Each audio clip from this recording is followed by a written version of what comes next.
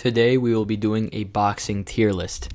Now, if you are looking at the screen currently, you can see that there are 15 fighters on this tier list and 5 slots available, S, A, B, C, and D. Now, to make this more interesting, what we're going to do is we're going to only limit each tier to only 3 fighters per tier. If we don't do this, every fighter will either be A tier or B tier. We won't get any C or D tiers, and it won't be that interesting. So to make this video more interesting, we're going to do 3 fighters per tier. So let's start it off right away. We have Conor Benn out of the United Kingdom. A really good talent, a really strong fighter who had a lot of momentum at one point. Then he was scheduled to fight Chris Eubank Jr. and failed a PED test. After that, all the momentum pretty much dropped for him. He's done very little since then and hasn't even looked as good or as impressive since then. I'm going to put Conor Benn on the D tier. The reason I'm putting him on this tier is compared to the other fighters on the list, he is much less proven. He has done far less, and he has not looked as good as of late. Conor Benn on the D tier makes the most sense when looking at the other fighters on here. Next, we have Jaron Boots Ennis, a guy who I've been very high on for a very long time. I feel Ennis is a tremendous talent with explosive power, very impressive accuracy, impressive speed, great agility, great athleticism, great strength. He's big for the weight, and I feel he's going to be the number one guy in his weight class very soon. He's probably the number one guy in the weight class since Crawford and Spencer moving up, actually, at welterweight. And I feel that at some point he'll be a pound-for-pound level fighter. However, because Jaron Ennis still hasn't done too much in his career, I'm only going to put him on the A tier. I would put him on the S tier over ability and talent, but I'm going to put him only on the A tier because of what he's accomplished. He doesn't have that great of a resume. His resume really is pretty shallow compared to the other guys on the list. But because I'm so high on him as a fighter, I'm going to give him the benefit of the doubt and put him on A tier. But I feel he needs more time before going on the S tier because he hasn't accomplished enough. He has a couple good wins here and there, but nothing tremendous. He hasn't beaten any current champions. And even though he technically holds a belt, not really that solidified of a belt because he hasn't beaten anyone for it. So Ennis will be on the A tier. Next, we have Cool Boy Steph, Stephen Fulton. Now, at some point before the Naoya Inoue fight, Fulton would probably be on the S tier compared to the other fighters on this list. Keep in mind, this is part 2. Part 1 had all the known names like Inoue, Usyk, Crawford, etc. If you want to check out part 1, go on my channel. It's on the link down below of this video, actually. But for this video, the list isn't as strong. So at some point, Fulton would have been on S tier or A tier. However, the way he lost to Inoue, the way he got absolutely dominated and embarrassed, and honestly gave a very, very poor showing of himself. And it was probably one of Inoue's easiest wins, funnily enough. And keep in mind, Inoue's been very dominant, so how easy could this win have been for him, right? It was a very dominant win for Inoue and very wide. However, he's not going to go all the way to the D tier because Fulton was a unified champion and he was the number one guy in his weight class at one point. But he's done nothing since the Inoue loss. He has a fight scheduled against a nobody, and he clearly should not be on too high of a tier because of how bad his last outing was. I'm going to put Stephen Fulton on the C tier. Next, we have Virgil Ortiz. I know his face is a little cut off on this picture, but I have Virgil Ortiz.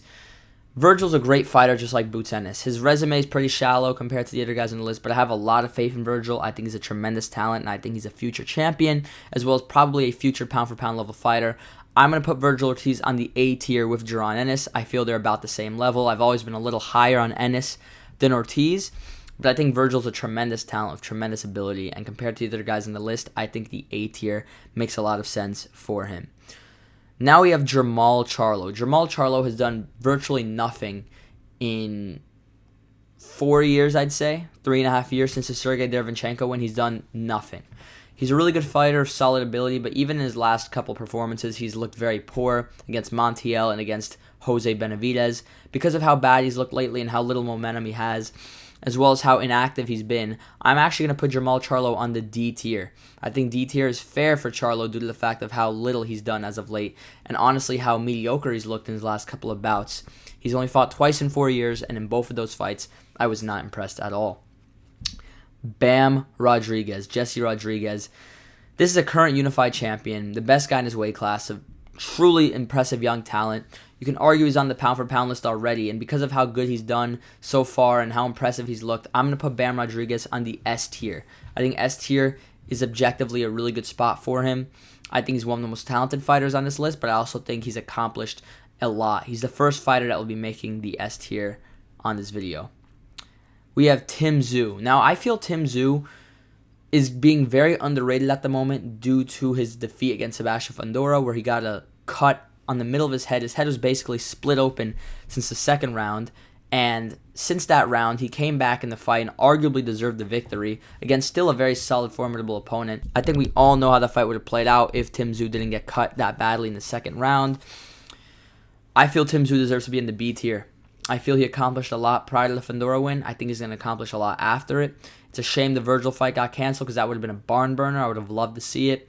But I still think that Tim Tszyu will accomplish a lot throughout the rest of his career and probably be put on the pound-for-pound list for the first time in his career within the next year or two. I think Tim Tszyu has a lot of potential, much more than people realize. Teofimo Lopez. Teofimo Lopez is probably the most proven fighter in this entire video, if not one of the most proven fighters in this entire video. And because of that fact, I'm going to put him on the S tier.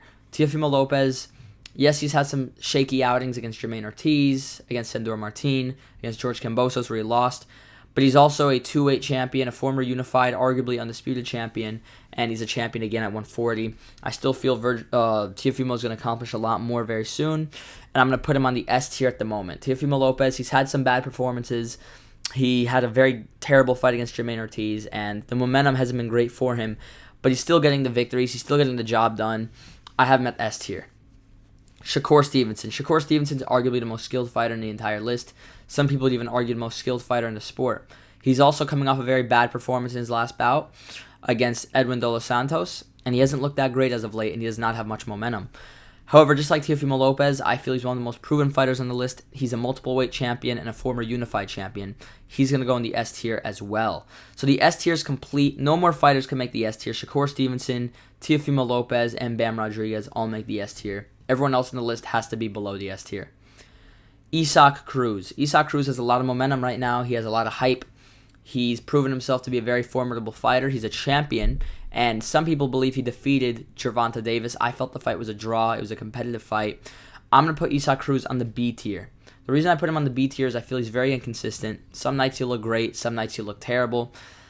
I feel that even though he's a very good fighter, I feel the other guys in his weight class would beat him personally, but I still am high on Isaac Cruz. I think he's a very solid fighter. He's also very marketable, funnily enough, and has a bit of a cult following being built behind him. A lot of the Mike Tyson fans from the 80s like Isaac Cruz. So Isaac Cruz is a really solid, good fighter, but I can only put him on the B tier. I feel he hasn't done enough to be on the A tier, but he's too solid of a fighter, and he's accomplished too much. Not accomplished too much, but he's shown too much ability to be put on the C tier, in my opinion. Next, we have Jermell Charlo. Jermell Charlo, at one point, would have been on the S tier. He was top 5 pound for pound at one point. And listen, losing a unanimous decision to Canelo Alvarez while moving up in weight, moving up 2 weight classes, I believe, that's not a bad feat. However, the outing he gave against Canelo Alvarez was very reminiscent to the outing Mikey Garcia gave against Errol Spence. He couldn't handle the power and fought scared all night. And since then, he's done absolutely nothing. He hasn't had a single fight since then. He's lost multiple of his titles since then that he had at 154. He's had no fights scheduled since then. And it's a shame because we never got him versus Tim Tszyu. That's a fight I still want to see. A fight I think would be really fun for the fans. And I would have also loved to see him take on Terrence Crawford. I would have loved for Crawford to fight him and Jermell to stay at 154 and Crawford to attempt to become a 3-weight undisputed champion. But Jermell Charlo sabotaged that by taking the money fight against Canelo, which is understandable. Since then, he's done absolutely nothing, and because of that, he slipped to the B tier, in my opinion. I have enough respect for what Charlo's done in the sport to not drop him below the B tier. You guys got to realize he is a former undisputed champion. He was the number 1 guy in his weight class and a top 5 pound-for-pound fighter on many people's lists, and all he's done since then is lose to Canelo Alvarez, which isn't that bad of a thing. But the way he's handled himself since the loss by having no fights since then, over a year ago, as well as also not really giving a great showing. We saw Jaime Munguia gave Canelo a far, far better showing, and I understand Munguia wasn't moving up the way Charlo was, but these guys were at the same weight class at one point. At one point, Charlo was the guy at 154, and Munguia was one of the top challengers. So, Jermell Charlo, he's put on the B tier for me.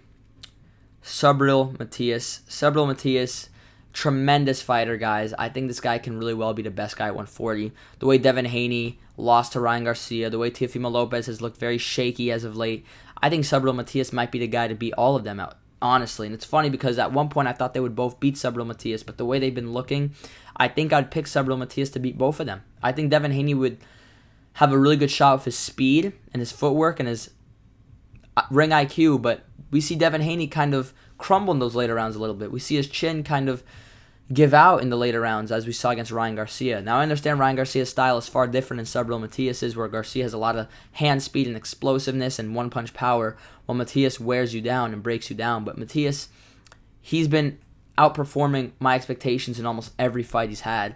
I think Subriel Matias is a tremendous fighter, and I'm going to put Subriel Matias on the A tier. I think he just misses out on the S tier. The reason he's not on the S tier is because even though he's beaten a lot of solid, respectable opponents, he doesn't have too many marquee wins. He doesn't have names on his resume that were super known, such as a Devin Haney, a Ryan Garcia, Teofimo Lopez. He has a lot of underrated wins and a lot of solid wins. He's looked very good in his career. He avenged his only defeat in a very impressive victory. But I feel Subriel Matias still needs a little more time before making the S tier. I think if he gets that Teofimo Lopez fight at some point, if he gets that Devin Haney fight, that Ryan Garcia fight, who knows? Maybe he'll be put on the S tier at some point. We have Mario Barrios. Now, Mario Barrios, the reason I put him on this video is because he's been gaining some notoriety as of late. He's been put on almost every pay-per-view that the PBC's been holding. He's been winning his fights. He's been looking pretty good. The victories aged very well for Gervonta Davis and Keith Thurman. And I feel Mario Barrios deserves a slot on the list. However, he's probably the worst fighter in the entire video. Mario Barrios is going to go on the D tier for me. I feel that Mario Barrios, as good of a fighter he does not compare to the other guys on the list. He has potential. He's a nice little name, but the other guys on the list are far better, in my opinion. Janibek Alimkhanuly. Janibek is a unified champion and by far the worst weight class in the sport. However, he's a very good fighter, very solid. I don't think he's as good as some people think he is. I think he gets overrated by some people. I still feel he's a very good fighter, very respectable name. I'm going to put him on the C tier. I feel he's a solid name, a respectable name, but I feel that he hasn't accomplished enough. When you look at his resume is pretty shallow for a unified champion, but he's still a good fighter. He's still above the D tier. He's still undefeated in his prime. I'm going to put Janibek on the C tier. And to end the video off, we have Jaime Munguia. Funnily enough, I think Jaime Munguia, that win is going to age very well for Canelo Alvarez. I think Munguia is going to accomplish a lot throughout his career. However, I can only put him on this C tier at the moment. I feel B tier is a little too good, a little too respectable. I don't think he's on Jermel's level yet, as Jermel was the undisputed champion. I think Isaac Cruz has a lot more momentum, and I think Isaac Cruz is probably just a touch higher than him on the rankings, even though I think Munguia will at some point be a better fighter than him. And I don't think he's on Tim Tszyu's level as well. So we're going to put Jaime Munguia on the C tier. However, I think that's bound to change very soon. So all of our S tiers, Teofimo Lopez, Shakur Stevenson, and Bam Rodriguez. All of our A tiers, Jaron Ennis, Subriel Matias, and Virgil Ortiz. All of our B tiers, Isaac Cruz, Jermel Charlo, and Tim Tszyu. All of our C tiers, Jaime Munguia, Stephen Fulton, and Janibek Alimkhanuly. And all of our D tiers, Jermel Charlo, Mario Barrios, and Conor Benn. Have a good one, guys. Thanks for watching. That's the video. That's the tier list. Let me know if you guys enjoyed. Let me know your rankings down below as well, because I know it's going to be far different than mine. Have a good one, guys. God bless. I'll see you guys later. Peace.